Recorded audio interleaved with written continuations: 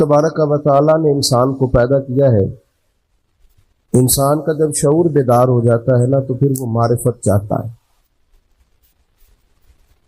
جب تک چیزوں کی معرفت اسے حاصل نہیں ہوتی اور سب سے بڑھ کر اپنی معرفت حاصل نہیں ہوتی، وہ بے چین رہتا ہے۔ آپ کوئی بھی کام کر رہے ہوں، کہیں بھی آپ نکلے ہوئے ہوں، تو آپ چاہتے ہیں مقصد زندگی کا پتہ چلے، ہم کیوں کر رہے ہیں۔ بہت ساری دولت کمانے والے لوگ کہہ رہے بیٹے آپ بیٹھ گئے، اللہ آپ کو سلامت رکھے، آپ سے ملیں گے بعد میں، لیکن اچھا نہیں لگتا نا ایک آدمی سے اس طرح خدمت دینا۔ اللہ آپ کو برکت۔ میرے بھائی، انسان کو جب تک معرفت نہیں نہ حاصل ہوتی کہ یار یہ جو ہم زندگی گزار رہے ہیں، یہ جو ہم دنیا میں انسان آتا ہے، وقت گزارتا ہے، چلا جاتا ہے، کیا مقصد، جب تک وہ اس سے آشنا نہیں ہوتا پھر وہ تلاش کرتا ہے، ڈھونڈتا ہے کہ مجھے بنانے والا کون ہے، رزق دینے والا کون ہے، عطا کرنے والا کون ہے، میرے شعور کو بلند کرنے والا کون ہے، وہ کون ذات ہے جس کے حکم سے میں واپس لوٹ جاؤں گا۔ وہ ڈھونڈتا ہے، تلاش کرتا ہے، اور جب تک یہ معرفت نصیب نہیں ہوتی اتنی دیر تک انسان بے چین اور بے قرار رہتا ہے۔ اللہ تعالیٰ نے ہم پر کرم فرمایا اور ہمیں اپنے پیارے محبوب عطا کیا۔ رب فرماتا ہے یہ محبوب پتہ کیا کریں گے، وَدَاعِيًا إِلَى اللَّهِ بِإِذْنِهِ، یہ تمہیں رب کی طرف دعوت دیں گے، یہ تمہیں اللہ کی جانب بلائیں گے، یہ تمہیں معرفت الہی دیں گے، تمہیں مقصد حیات سمجھائیں گے، تمہیں بتائیں گے تمہارا پیدا کرنے والا کون ہے، پالنے والا کون ہے، شعور دینے والا کون ہے۔ یہ محبوب تمہیں معرفت دے، کس کی طرف سے تم آئے ہو اور کس کی طرف تمہیں لوٹ کر جانا۔ یہ محبوب داعی اللہ وسراجم منیرا، اور ان کی ہدایت اتنی بلند ہے کہ ہم نے انہیں چمکتا ہوا آفتاب بنا کر بھیجا، ہر چیز روشن کر کے دکھائی۔ رسول پاک معرفت کے سارے دروازے کھولے، نبی پاک علیہ السلام نے لوگوں کو آشنا کیا کہ تمہیں پیدا کرنے والا رب کریم ہے، اور اس نے صرف تمہیں پیدا ہی نہیں فرمایا، وہ تم سے محبت بھی بڑی کرتا ہے۔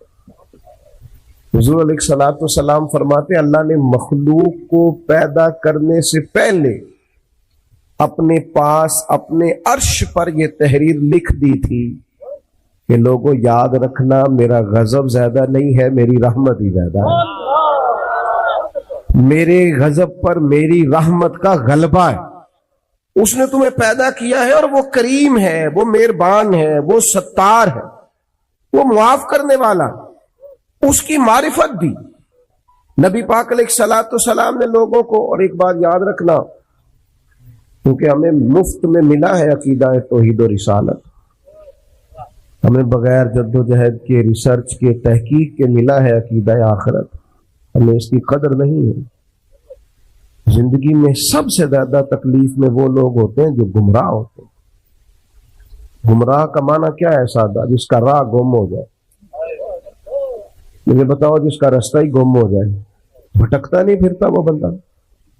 جو دنیا میں گمراہ لوگ ہیں، گمراہ، اور ایسا نہیں کہ وہ لوگ غریب ہیں یا ان پڑھ ہیں، آپ دنیا میں گھومیں، پی ایچ ڈی بندہ، دنیاوی طور پر بہت بڑی ڈگری، مالدار، کئی ملکوں میں بزنس، لیکن شام کو پوجا کس کی کرتا ہے؟ معاذ اللہ بت کی، پتھر کی۔ کھڑا کس کے سامنے ہوتا ہے؟ پتھر کے۔ خدا کا شکر ادا کریں، ہمیں خود سے کوشش کر کے ہدایت ڈھونڈنی پڑتی تو بڑی مشکل تھی، رب نے فضل کیا ہے، مدینے والے محبوب کی امت میں پیدا فرما دیا۔ یہ جو رستہ واضح نظر آیا ہے، کھلا ہوا نظر آیا ہے، ہدایت کے مینارے نظر آئے ہیں، یہ بہت بڑا احسان ہے اللہ تعالیٰ۔ رسول پاک علیہ السلام نے جو ہمیں نماز کا، سجدے کا، روزے کا، صدقات کا، اللہ کی طرف اسے راضی کرنے کے لیے کسی بھی عمل کا جو حضور نے سبق پڑھایا، تو یہ ہمارے لیے رستہ آسان ہو گیا، آسان۔ نبی پاک علیہ السلام نے دلوں کی کھیتی کو آباد کر دی، آنکھوں میں جو گمراہی کے پردے آنے والے تھے وہ ہٹا دیے سارے، ہمیں بتایا کہ ہمیں پیدا کرنے والا خالق و مالک ہے. ہمیں محبوب نے آزاد کر دیا، آزاد کر دیا دنیا داروں کے، سیٹھوں نوابوں کے بکھیڑوں سے، آزاد کیا سیاستدانوں کے چنگل سے.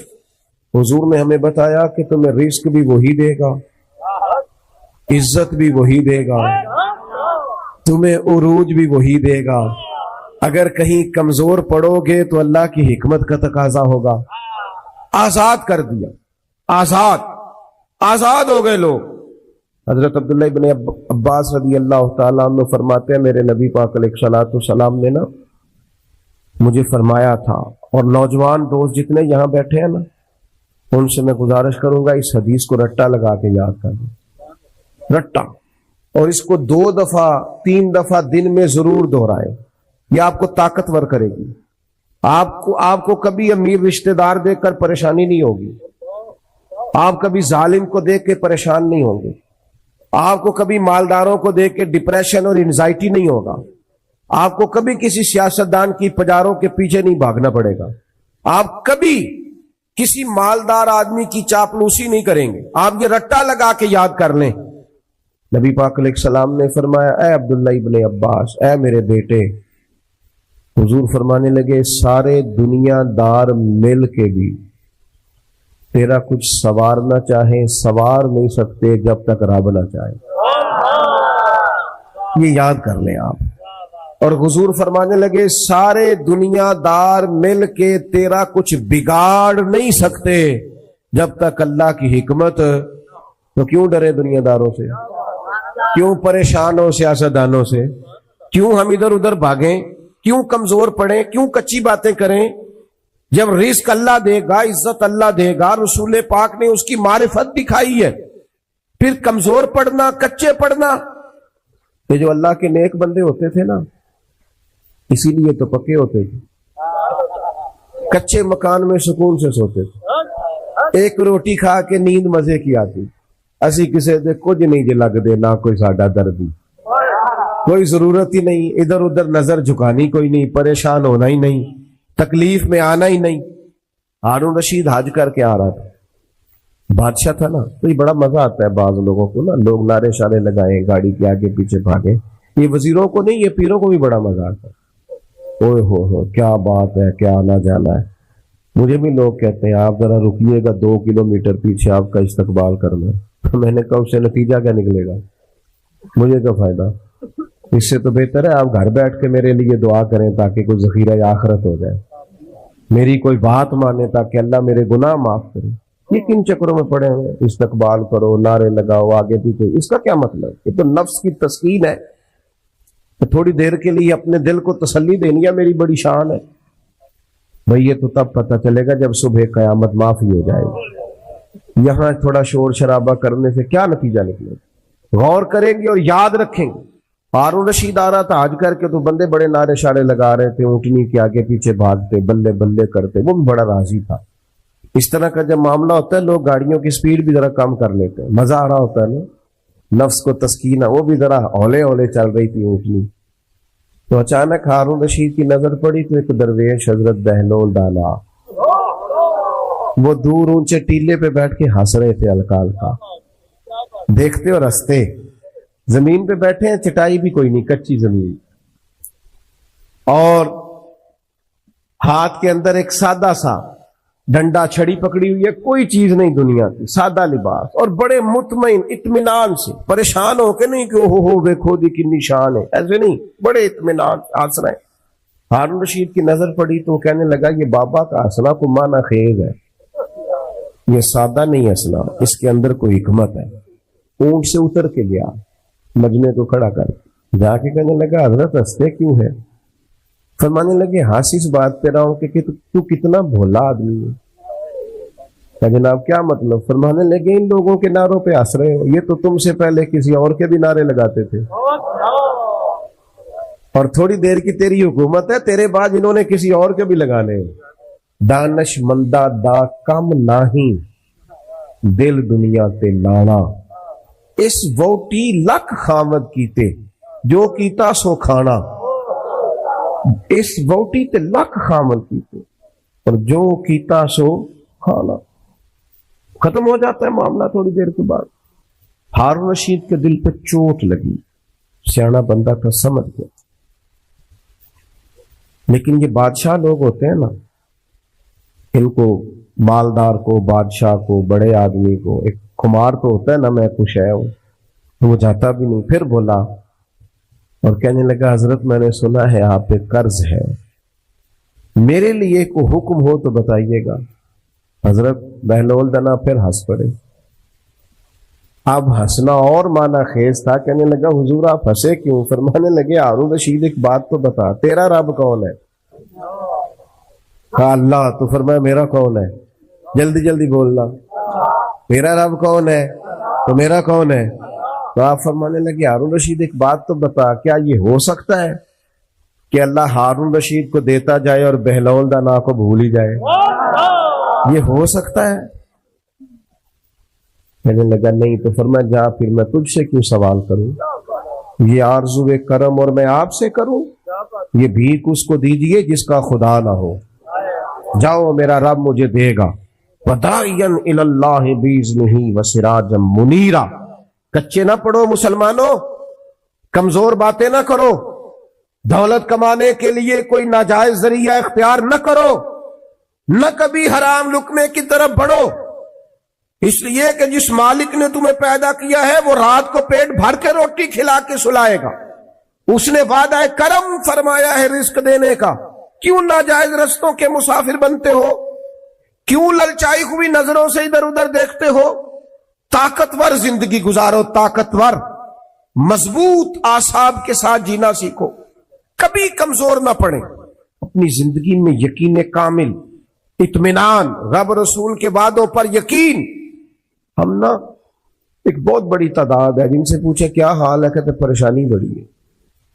پریشانی اور مومن, پریشانی اور نبی پاک کا غلام. پریشانیاں تو اس دن ختم ہو گئی تھی جس دن مدینے والے کا کلمہ پڑا تھا, تو ختم ہو گئی. پریشانیاں کدھر سے آ گئی؟ چھوٹی چھوٹی باتوں کی ٹینشن لینا, انزائٹی. اور چھوڑ یار, یہ تھوڑی سی زندگی ہے جو تو گزر جائے گی. اور صحابہ کرام بڑے مضبوط. دیکھیں بخاری مسلم کی حدیث سنیں. ایک عورت حضور کی بارگاہ میں آئی اور وہ مرگی کی مریضہ تھی. عورتوں میں ویسے ہی حوصلہ کم ہوتا ہے, اگر عورت بیمار ہو معاملہ اور زیادہ مضبوط ہو, کمزور ہو جاتا ہے. وہ خاتون تھی, آ کے عرض گزار ہوئی یا رسول اللہ مجھے مرگی ہے, میرے لیے دعا کریں. اور درجنوں اور بیسیوں احادیث مبارکہ میں موجود ہے کہ کوئی بیمار آیا, اس نے عرض کی, محبوب نے بس لعاب دہن لگایا, اللہ نے شفا دے دی. یہ تو خزانہ کرم ہے نا شفا کا. یہاں سے تو جو گزر گیا ہے, ان کے تو نام میں شفا ہے, ان کے تو ذکر پاک میں شفا ہے, ان کے تو تذکرہ نور میں شفا.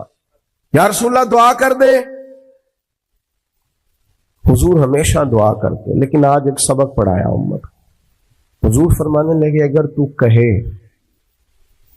تو میں تیرے لیے دعا کر دیتا ہوں, اللہ شفا دے گا. اور اگر تو کرے صبر. تو دیکھو میری طرف بات کا مطلب کیا ہے, معنی یہ ہے کہ مرگی کے ساتھ ہی گزارا کرے. ہاں کچھ اللہ کی طرف سے آنے والی آزمائشوں کے ساتھ گزارا بھی کرنا چاہیے. بے حوصلہ ہو. ایک ساتھ ایک دفعہ میرے پاس آئے, کہنے لگے میں بڑے پیروں فقیروں کے پاس گیا ہوں, مسئلہ حل نہیں ہوا. تو میں نے کہا تو ضروری ہے, کوئی پیر فقیر بھی اللہ کو مجبور نہیں کر سکتا. سب دعا کریں گے, اس کی بارگاہ میں عرض کریں گے. ابھی مالک کی حکمت کا تقاضا نہیں ہے کہ تیرا مسئلہ حل ہو, لہذا آپ کو اس معاملے میں زد نہیں کرنی چاہیے. جب رب چاہے, جس وقت چاہے. اللہ مانتا ہے اپنے محبوب بندوں کی عرض کو, لیکن یہ کہ جب اس کی حکمت کا تقاضا غالب آئے گا تو پھر وہ حکمت کے مطابق کام ہوگا. تو اس خاتون نے عرض کی یا رسول اللہ دعا کر دے. فرمایا اگر تو صبر کرے نا, گویا مرگی کے ساتھ ہی گزارا کرے, تو حضور فرمانے لگے پھر میں دعا کروں گا, اللہ جنت عطا کرے گا. گویا دو چیزوں میں حضور نے فرمایا ایک اختیار کرو, یا تو شفا لے لو یا جنت.